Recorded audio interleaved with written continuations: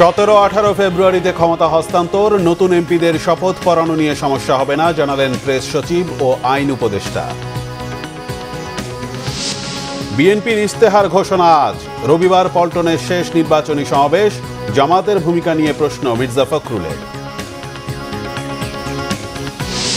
পরিবারতন্ত্র প্রত্যাশীরাই ID hack করেছে অভিযোগ doctor শফিকের, নতুন চাঁদাবাজ দখলদাররা ছাড় পাবে না বলেছেন নাহিদ। ভোট নির্বিঘ্ন করতে কেন্দ্রের আঙিনা পর্যন্ত থাকবে সেনাবাহিনী জানিয়েছে সেনা সদর, শৃঙ্খলা ও ধৈর্যের আহ্বান জানালেন জেনারেল ওয়াকার।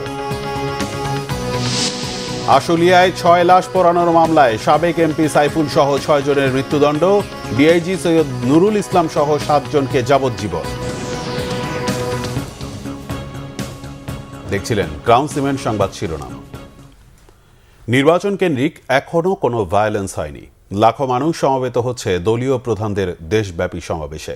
আগের নির্বাচনগুলোর তুলনায় এবার নির্বাচনী পরিবেশ খুব শান্তিপূর্ণ। এক সংবাদ সম্মেলনে এসব কথা বলেছেন প্রধান উপদেষ্টা প্রেস সচিব শফিকুল আলম। নির্বাচিত প্রতিনিধিদের শপথের পরপরই ক্ষমতা হস্তান্তর করবে অন্তর্বর্তী সরকার। 17-18 ফেব্রুয়ারির মধ্যেই নতুন সরকারের হাতে ক্ষমতা হস্তান্তরের কথাও জানান প্রধান উপদেষ্টা প্রেস সচিব। রকুনুজ্জামানের রিপোর্ট। বৃহস্পতিবার প্রধান উপদেষ্টা অধ্যাপক মোহাম্মদ ইউনূসের সভাপতিত্বে উপদেষ্টা পরিষদের বৈঠক অনুষ্ঠিত হয়। বৈঠকে অন্তর্বর্তী সরকারের উপদেষ্টা পরিষদের মূল্যায়ন উঠে আসে। 68টি ক্যাবিনেট মিটিংয়ে 526টি সিদ্ধান্ত নেওয়া হয়েছে, যার 439টি বাস্তবায়িত হয়েছে। 116টি অধ্যাদেশ জারি হয়েছে, প্রক্রিয়াধীন রয়েছে আরও 16টি। নীতিমালা হয়েছে 14টি, দ্বিপাক্ষিক চুক্তি হয়েছে 14টি। বাংলাদেশ থেকে গুম উঠে গেছে। এলপিজির দাম কমাতে আমদানি পর্যায়ে বিদ্যমান 2% অগ্রিম কর অব্যাহতি দেওয়ার সিদ্ধান্ত নিয়েছে উপদেষ্টা পরিষদ। গ্যাস ও ডাক সেবার 2026-এর খসড়া নীতিমালার অনুমোদনও দেয় উপদেষ্টা পরিষদ। বঙ্গবন্ধু কৃষি পদকের নাম পরিবর্তন করে জাতীয় কৃষি পুরস্কার নামকরণ করা হয়েছে। রমজানে অফিসের সময়সূচি 9টা থেকে 3:30 পর্যন্ত করার সিদ্ধান্তও নিয়েছে উপদেষ্টা পরিষদ। পরে রাজধানীর ফরেন সার্ভিস একাডেমিতে ব্রিফিংয়ে প্রধান উপদেষ্টার প্রেস সচিব উপদেষ্টা পরিষদের সিদ্ধান্ত জানানোর পাশাপাশি নির্বাচনী পরিবেশ নিয়েও কথা বলেন নির্বাচনী আমেজ খুবই উৎসব মুখর। এখন পর্যন্ত আমরা সেরকম কোনো ভায়োলেন্স দেখিনি, খুবই উৎসব মুখর পরিবেশে ইলেকশনের ক্যাম্পেইন হচ্ছে। পুরো বাংলাদেশ ব্যাপী আমরা ইলেকশনের যে আমেজটা এখানে সর্বত্র দেখা যাচ্ছে। বড় বড় পার্টিগুলো খুবই ম্যাচিউরড আচরণ করছেন, তাদের লিডাররা সারা বাংলাদেশ চষে বেড়াচ্ছেন, ভাষণ দিচ্ছেন, এবং আপনারা দেখেছেন লাখ লাখ লোক হচ্ছে।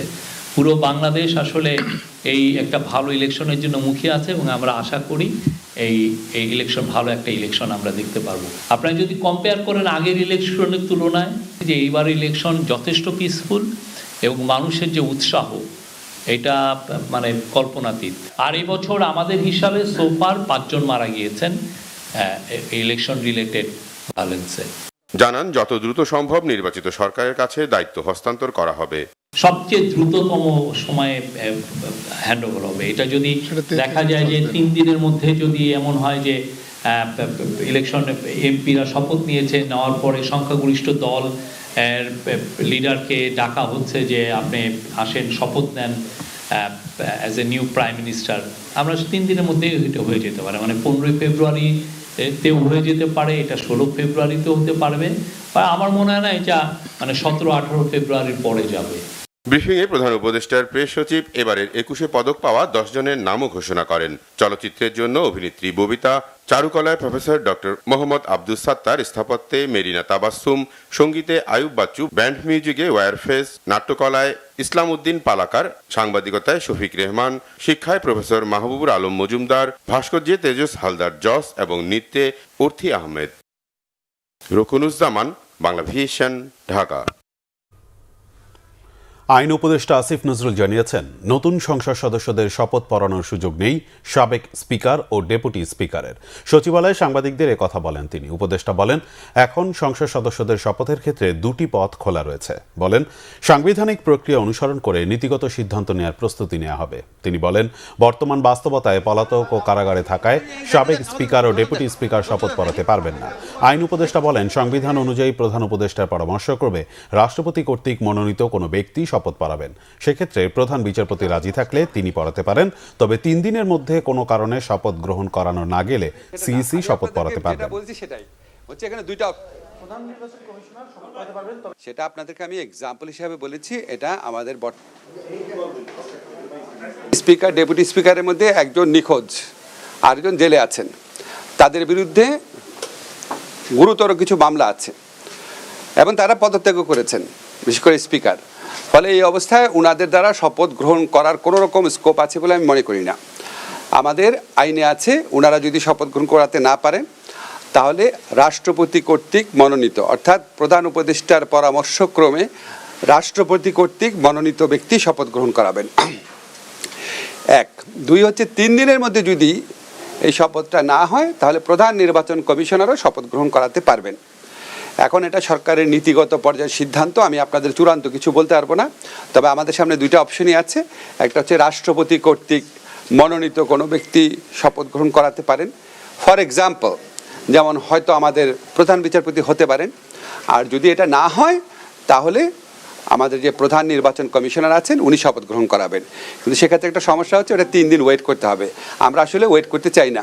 আমরা নির্বাচন হওয়ার পরে যত দ্রুত সম্ভব শপথ গ্রহণের ব্যবস্থা করতে চাই। বিএনপির নির্বাচনী ইস্তেহার ঘোষণা করা হবে আজ।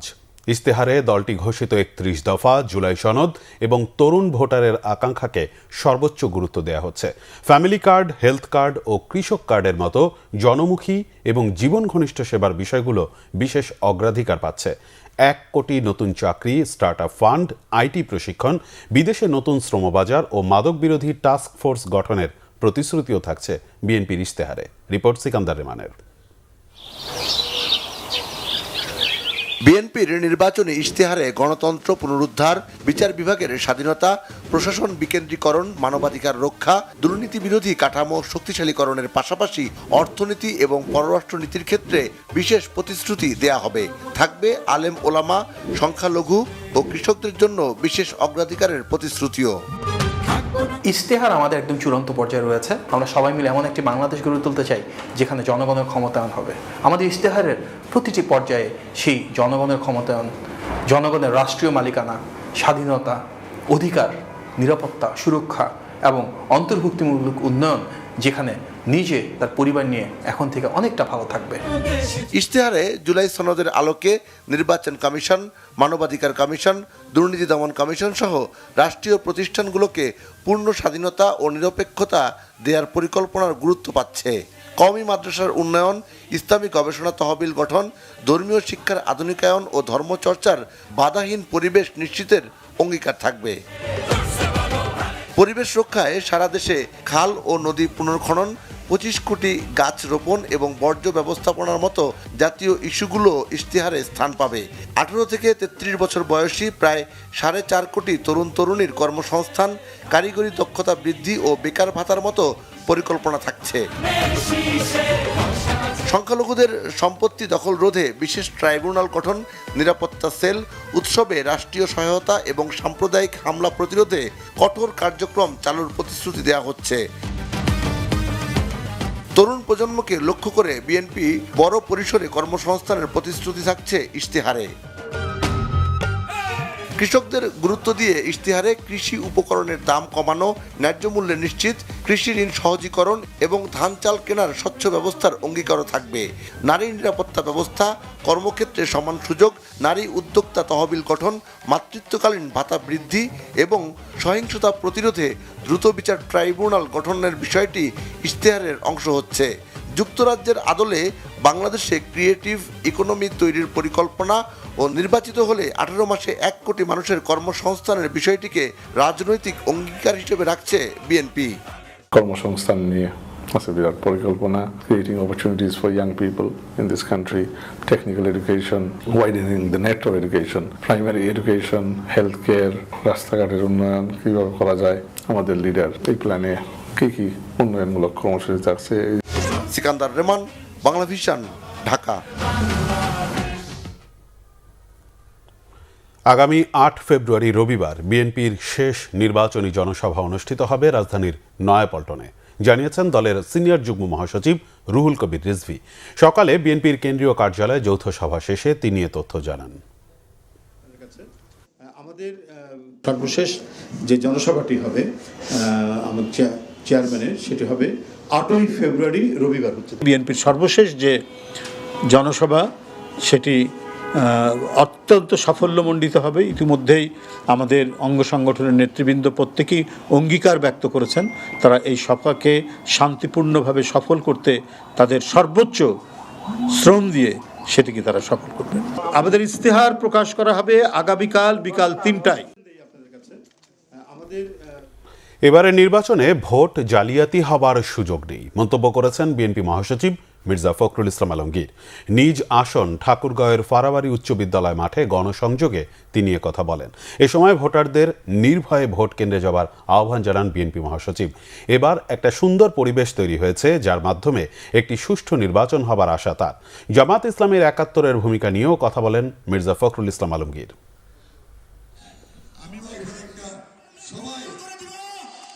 এই সরকার সুন্দর একটা ভোট করতে চায়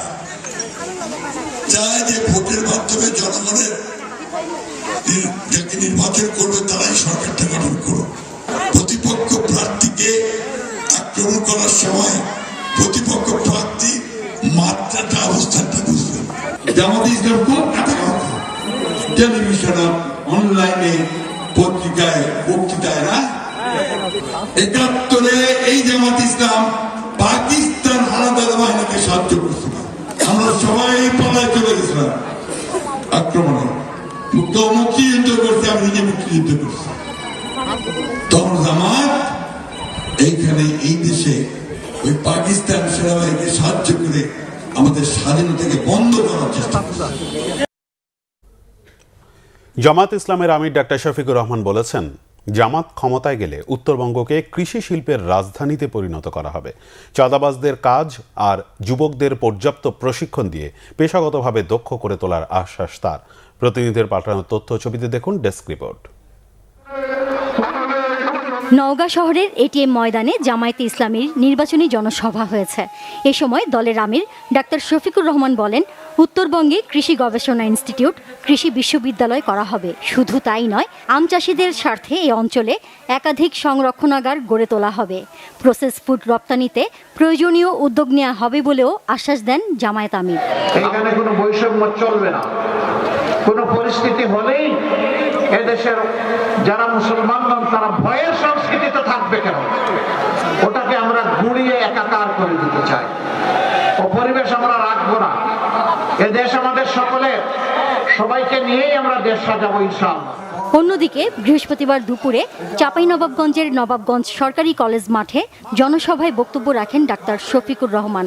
বলেন, দেশে আর চাঁদাবাজ থাকবে না, তাদের ধরে এনে কাজ দিতে হবে। যুবকদের হাতে বেকার ভাতা নয়, তাদের কাজ দেয়া হবে। পর্যাপ্ত প্রশিক্ষণ দিয়ে পেশাগত দক্ষ করে তোলার আশ্বাস তার। চাঁদাবাজের রাস্তা বন্ধ হয়ে যাবে, চাঁদাবাজদেরকে ধরে এনে কাজে নিয়োগ দেওয়া হবে। তারাও সেদিন কাজ করে দেশ গড়ার কাজে অংশগ্রহণ করবে ইনশাআল্লাহ। দুর্নীতি যারা করে তাদের দুর্নীতি করার প্রয়োজন হবে না। এখন দুইটা কারণে মানুষ দুর্নীতি করে, একটা হলো লোভ আর একটা হলো বাধ্য হয়ে। এদিকে রাজশাহী মাদ্রাসা মাঠে নির্বাচনী জনসভায় জামায়াতের আমির ডাক্তার শফিকুর রহমান এই জাতিকে আর বিভক্ত করতে দেয়া হবে না বলে হুঁশিয়ারি দিয়েছেন। সবগুলা মানুষ মিলেই আমাদের এই সমাজ, আমরা এই জাতিকে আর বিভক্ত করতে দেব না। আমরা ঐক্যবদ্ধ একটা জাতি নিয়ে এগিয়ে যেতে চাই। এই জন্য আমাদের 11 দলের স্লোগান হচ্ছে ঐক্যবদ্ধ বাংলাদেশ। এ সময় নারীদের প্রতি সম্মান ও নিরাপত্তার বিষয়টি গুরুত্বের সঙ্গে তুলে ধরেন জামায়াত আমির। Bangla vision news desk. জাতীয় নাগরিক পার্টি এনসিপির আহ্বায়ক নাহিদ ইসলাম বলেছেন, 5 আগস্টের পরে যারা নতুন করে চাঁদাবাজি, জমি দখল এবং ফ্যাসিস্টদের পুনর্বাসনের নীতি নিয়েছে তারাই দেশে নতুন জালেম হিসেবে আবির্ভূত হয়েছে। 12ই ফেব্রুয়ারি হচ্ছে তাদের রুখে দেওয়ার দিন। দুপুরে কক্সবাজারের কুতুবদিয়ায় বড় ঘোপে জামাতের নেতৃত্বাধীন 11 দলীয় জোটের প্রার্থীর সমর্থনে নির্বাচনী জনসভায় তিনি কথা বলেন। নাহিদ ইসলাম বলেন, কোন দল সরকার গঠন করবে তা নির্ধারণ করবে দেশের জনগণ। দিল্লি থেকে কোনো ষড়যন্ত্র মেনে নেওয়া হবে না এবং বাংলাদেশে আর কখনো দিল্লির দাদাগিরি চলবে না। দেশে আধিপত্যবাদ, ফ্যাসিবাদ, দুর্নীতিবাজ ও লুটেরাদের হাত থেকে দখলমুক্ত করতে এনসিপি ঐক্যবদ্ধ বলে জানান নাহিদ ইসলাম।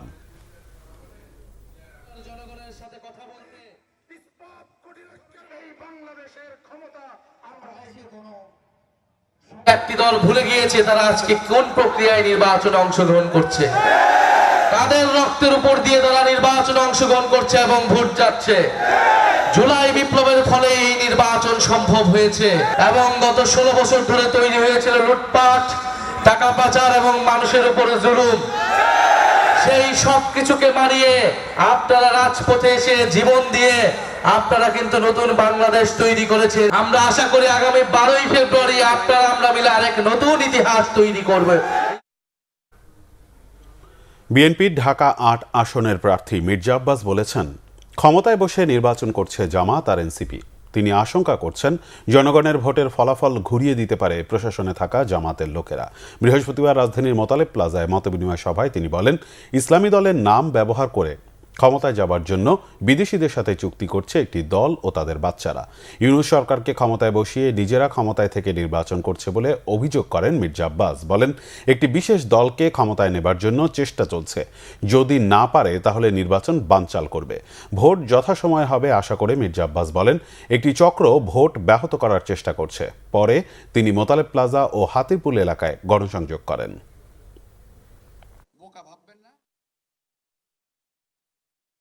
একটি চক্র চাচ্ছে কোনোভাবে হলে, যে কোনোভাবেই হোক, একটি বিশেষ দলকে ক্ষমতা নেওয়ার জন্য, যদি না পারে তো নির্বাচন ভণ্ডুল করার জন্য।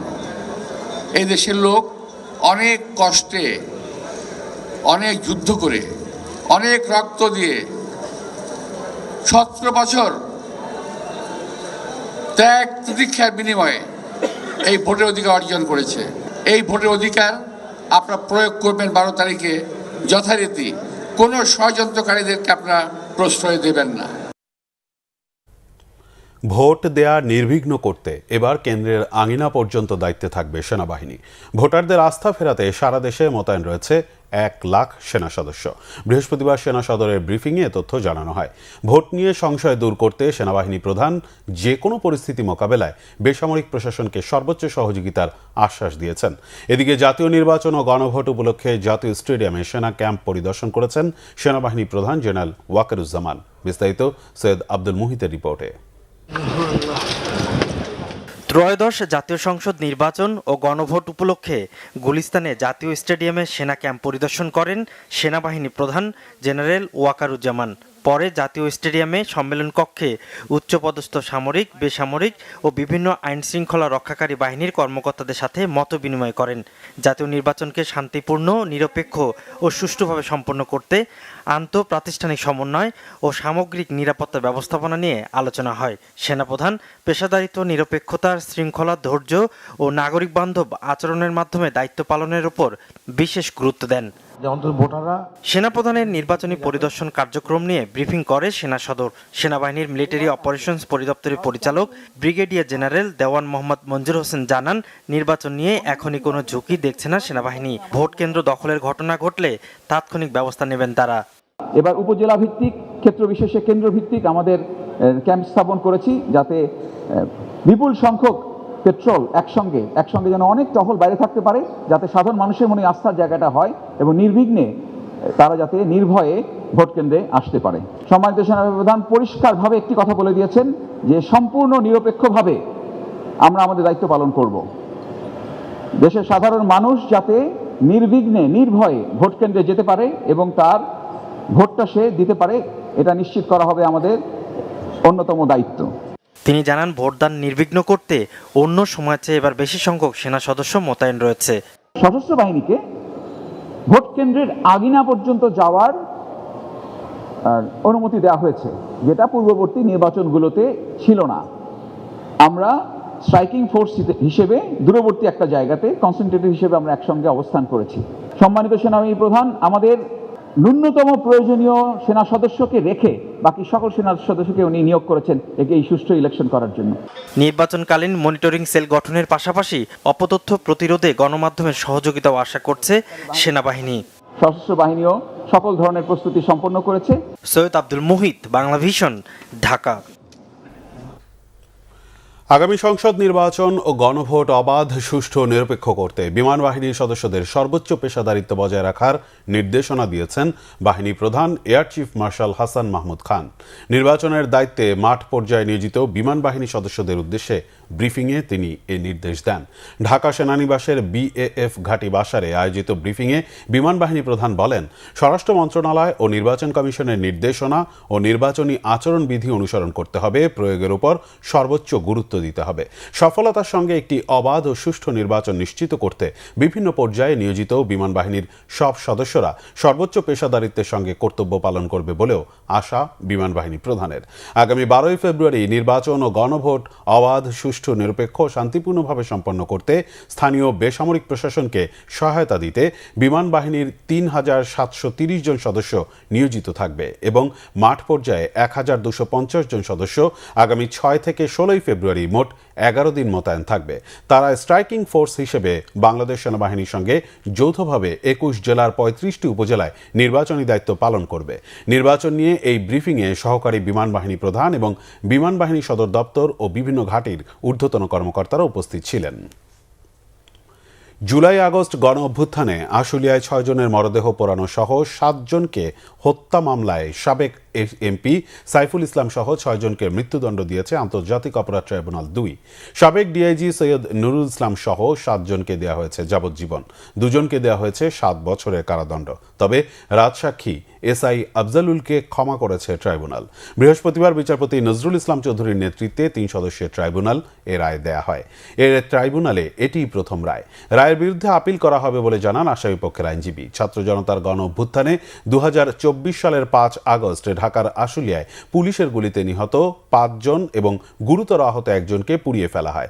এছাড়া ৪ আগস্ট একজনকে গুলি করে হত্যা করা হয়। এই ৭ জনকে হত্যার অভিযোগে ২০২৪ সালের ১১ সেপ্টেম্বর মানবতা বিরোধী অপরাধের অভিযোগ দায়ের করা হয়। গত বছরের ২ জুলাই আসামি সাবেক এমপি সাইফুল ইসলাম, সাবেক ডিআইজি সৈয়দ নুরুল ইসলাম সহ ১৬ জনের বিরুদ্ধে আনুষ্ঠানিক অভিযোগ জমা দেয় প্রসিকিউশন। এর মধ্যে ৮ জন পলাতক।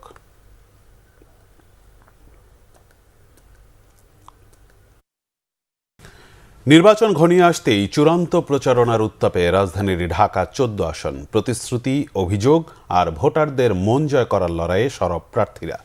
বিএনপির সানজিদা ইসলাম তুলি এবং ১১ দলীয় জোটের ব্যারিস্টার মীর আহমেদ বিন কাশেম দুজনই মাঠ চষে বেড়াচ্ছেন উন্নয়ন ও পরিবর্তনের বার্তা নিয়ে। শিক্ষা প্রতিষ্ঠান, গার্মেন্টস কারখানায় গিয়ে ভোটারদের সাথে মতবিনিময় করছেন তুলি। উন্নয়ন, প্রতিশ্রুতি আর স্থানীয় সমস্যার সমাধান এ দুটোকেই সামনে রেখে ভোট চাওয়ার পাশাপাশি অভিযোগও করেছেন ব্যারিস্টার মীর আহমেদ বিন কাশেম। প্রতারকরা নেকাব ব্যবহার করে ভোটে কারচুপি করতে পারে বলে আশঙ্কা প্রকাশ করেছেন Bangladesh research, analysis and information network brain আয়োজিত সেমিনারের বক্তারা। ভোট কারচুপি রোধে রাজধানীতে আয়োজিত সেমিনারে বক্তারা বলেন, যারা নেকাব খুলবেন না তাদের ভোট দিতে যাওয়ার দরকার নেই।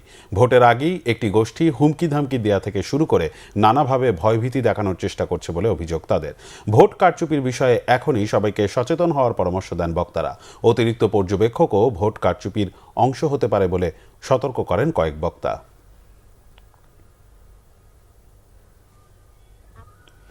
নৌপরিবহন উপদেষ্টা এম শাখাওয়াত হোসেনের আশ্বাসে শুক্র ও শনিবার চট্টগ্রাম বন্দরে কর্মবিরতি স্থগিত করেছে বন্দর রক্ষা সংগ্রাম পরিষদ। বুধবার বিকেলে সংবাদ সম্মেলনে এ তথ্য জানান আন্দোলনকারীরা। এ সময় তারা হুঁশিয়ারি দেন, শনিবারের মধ্যে ডিপি ওয়ার্ল্ডের সঙ্গে চুক্তির বিষয়ে বিস্তারিত না জানালে আবারও কর্মবিরতি ডাকা হবে। এর আগে নৌ পরিবহন উপদেষ্টা জানান, শুক্রবার সকাল থেকে বন্দরে কাজ শুরু হবে। কেউ বাধা দিলে সরকার কঠোর অবস্থানে যাবে। চট্টগ্রাম বন্দরে নিউমোরিং কন্টেইনার টার্মিনাল এনসিটি পরিচালনায় বিদেশি কোম্পানির সাথে চুক্তির প্রতিবাদে বৃহস্পতিবার সকাল থেকে বিক্ষোভ করেন আন্দোলনরত শ্রমিক কর্মচারীরা।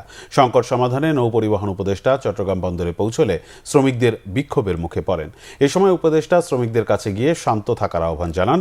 পরে বন্দর ভবনে কর্তৃপক্ষের চেয়ারম্যান, বন্দর ব্যবহারকারী ও আইন শৃঙ্খলা রক্ষাকারী বাহিনীর কর্মকর্তাদের সাথে বৈঠক করেন।